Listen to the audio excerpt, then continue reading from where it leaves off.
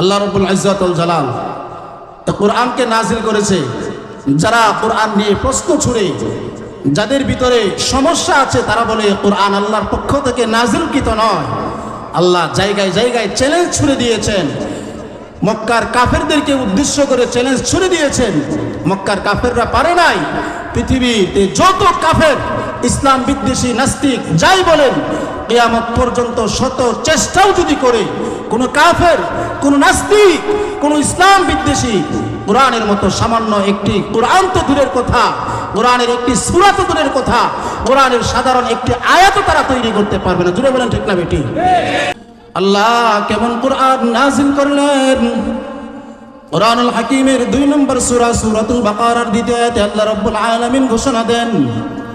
আল্লাহ বলেন, আলিফ লাম মিম যালিকাল কিতাবু লা রাইবা ফীহি হুদাল লিল মুত্তাকিন।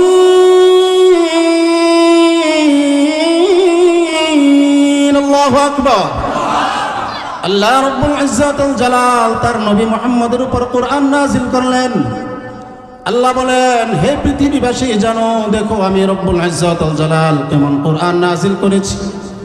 আল্লাহ ঘোষণা দেন, যালিকাল কিতাবু লা রাইবা ফীহি, আমি আল্লাহ যে কোরআন, যে কিতাব নাজিল করেছি, এটি এমন একটি কিতাব, এমন একটি কোরআন, যে কোরআনের মধ্যে কোনো সামান্য থেকে সামান্য ভুল নেই। যে কোরআনের মধ্যে সামান্য ভুল হবে এই সন্দেহের সুযোগও মাত্র নেই।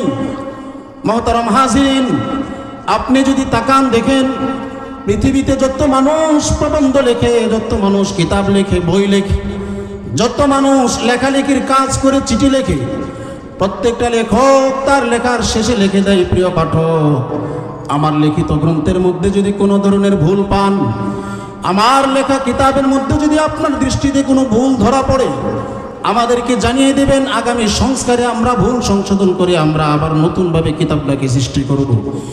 আমার আল্লাহ রাব্বুল আলামিন সামান্য সাধারণ লেখকদের মতো সেই ঘোষণা দেন নাই। আল্লাহ বলেন নাই, আমার কিতাবে যদি কোনো ভুল পাও আমাকে অবগত কইরো, আমি আবার নতুন করে নাজিল করব। রব্বুল আলামিন এটা বলেন নাই। আল্লাহ বলেন, যালিকাল কিতাবু লা রাইবা ফীহি, আমি আল্লাহ রাব্বুল আলামিন আমার নবী হাবিবের উপরে যে কোরআন নাজিল করলাম, সে কোরআনে তো সাধারণ থেকে সামান্য কোনো ভুল নেই। পৃথিবীর কোনো মানুষ ভুল আছে এমন সন্দেহ করার সুযোগ পর্যন্ত আমি রব্বুল আলামিন রাখি নাই। আল্লাহ নির্ভুল চমৎকার এক বাণী, এক কোরআন নবী সাল্লাল্লাহু আলাইহি ওয়াসাল্লামের কাছে নাজিল করে দিলেন। কোরআনুল হাকিম নাজিল করার পর রব্বুল আলামিন নবীজিকে আদেশ দিলেন, ইয়া আইয়ুহার রাসূল বাল্লিগ মা উনজিলা ইলাইকা মির রাব্বিক ওয়া ইন লাম তাফআল ফামা বাল্লাগতা রিসালাতাহ। আল্লাহ বলেন, হে রাসূল, আমি আল্লাহ রাব্বুল ইজ্জত ওয়াল জালাল আপনার উপর যে কোরআন নাজিল করলাম, আমি আপনার উপর যে কোরআনুল হাকিম নাজিল করেছি, সেই কোরআনে যা হুকুম, আমি আল্লাহ আপনাকে যে সমস্ত হুকুম দিয়েছি, আপনার উম্মত আমার বান্দাদেরকে যা করতে দিয়েছে, আপনি সেই সমস্ত হুকুম আহকামগুলো আপনার উম্মতের কাছে পৌঁছিয়ে দিন। ওয়া ইল্লাম তাফআল ফামা বাল্লাগতা রিসালাতা। আল্লাহ বলেন, হে রাসূল, আপনি যদি আমি রব্বুল ইজ্জত ওয়াল জালালের পক্ষ থেকে নাজিলকৃত মহাগ্রন্থ আল কোরআন আপনার উম্মতের কাছে যদি সেগুলো পৌঁছে না দেন, আমি রব্বুল আলামিন ঘোষণা দিয়ে দিলাম, ওয়া ইল্লাম তাফআল ফামা বাল্লাগতা রিসালাতা, যদি আপনি উম্মতকে সেগুলো পৌঁছে না দেন, তাহলে আপনার উপর রিসালতের যে দায়িত্ব সেটাই আপনি পালন করলেন না, দায়িত্ব মুক্ত হয়ে গেলেন, দায়িত্ব থেকে বঞ্চিত রয়ে গেলেন। নবী সাল্লাল্লাহু আলাইহি ওয়াসাল্লাম আল্লাহ রাব্বুল ইজ্জত ওয়াল জালালের আদেশে মক্কার কাফের যারা ছিল, মুসলমান কাফের সকলের মধ্যে কোরআনের দাওয়াত দিতে শুরু করলো। মক্কার কাফেরদের গায়ে শুরু হয়ে গেল জ্বালা যন্ত্রণা। তারা বলতে লাগলো, ইয়া মুহাম্মদ আনতা সাহির আনতা মাজনুন, হে মুহাম্মদ তুমি কি পাগল হয়ে গিয়েছো? মুহাম্মদ তুমি কি জাদুকর হয়ে গিয়েছো? যদি পাগল না হইতা কেন আমাদের ইলাদের প্রতি, আমাদের রব আমরা যাদের ইবাদত করি, যাদের পূজা করি, তাদের বিরুদ্ধে কেন তুমি বলতে লাগলা? আল্লাহ রাব্বুল ইজ্জত ওয়াল জালাল ঘোষণা দিয়ে দিলেন, ওয়ামা আনতা বিনিআমাতি রাব্বিকা বিমাজনুন। হে রাসূল, আপনার উম্মতের মধ্যে যারা কাফের, যারা দুষ্কৃতকারী, আপনার বিরুদ্ধে আচরণ যারা করে, তারা আপনাকে পাগল বলুক, আপনাকে জাদুঘর বলুক, আপনাকে যত গালাগালি করুক, আমি আল্লাহ রাব্বুল ইজ্জত ওয়াল জালাল কোরআনুল হাকীমের মধ্যে ঘোষণা দিয়ে দিলাম, ওয়ামা আনতা বিনিআমাতি রাব্বিকা বিমাজনুন।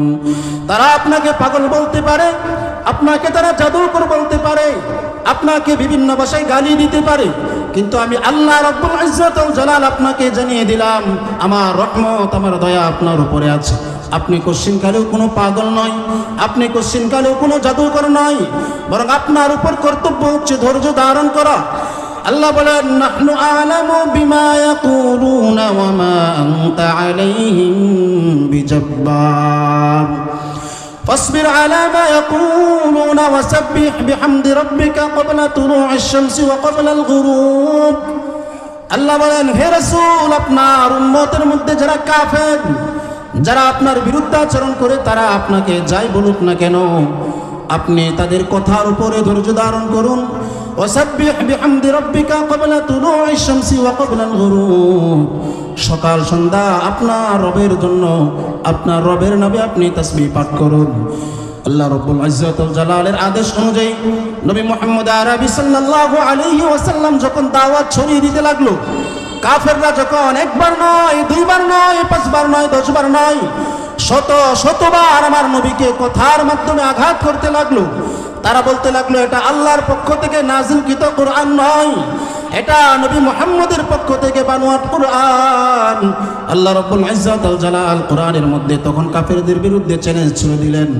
রব্বুল ইজ্জত ওয়াল জালাল সূরাতুল বাকারাতে বলেন, ওয়া ইন কুনতুম ফি রাইবিন মিম্মা নাযালনা আলা আবদিনা ফাআতু বিসূরাতিন মিন মিসলিহি। রব্বুল ইজ্জত ওয়াল জালাল পৃথিবীবাসীকে বলে দিলেন, وَإِن كُنتُمْ فِي رَيْبٍ مِّمَّا نَزَّلْنَا عَلَى عَبْدِنَا।